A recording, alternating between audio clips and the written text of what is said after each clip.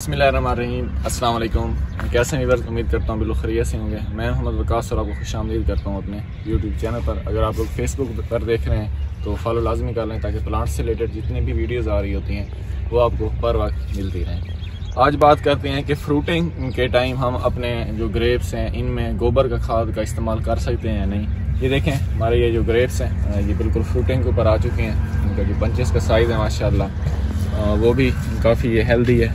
ये देखें, तो इससे हमें क्या करना चाहिए, इससे हम लोग इनके ऊपर गोबर का इस्तेमाल कर सकते हैं या नहीं। तो दो चीज़ें आपको याद रखनी चाहिए। गोबर, क्योंकि एक जो होता है बिल्कुल फ्रेश गोबर होता है और दूसरा जो होता है वो गला सड़ा गोबर होता है। इस स्टेज के ऊपर अगर आप लोगों के पास गला सड़ा गोबर है तो वो अगर आप लोग इस्तेमाल कर देंगे तो मट्टी में उसी वक्त मीन के जज़ब हो जाएगा।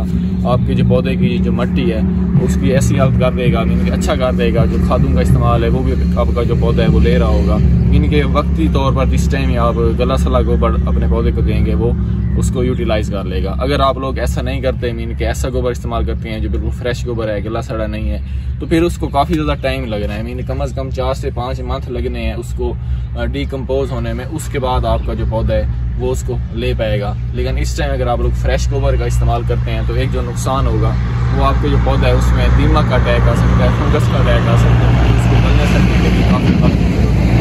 तो अगर आप लोग अपना जो गोबर है उसको किसी भी टैंक की मदद से बिल्कुल हल कर लेते हैं, जैसे कि अभी मेरी एक साइड पर आप देख भी सकते हैं, तो अगर ऐसा हो जाए तो फिर भी कुछ हद तक बेहतर है। लेकिन कोशिश की जाए इस स्टेज के ऊपर जिस टाइम ये फ्रूट बिल्कुल बन रहा है तो आपने गोबर का इस्तेमाल करना भी है तो बिल्कुल गला सड़ा अगर गोबर हो तो उसका इस्तेमाल करें, ना कि फ्रेश गोबर का।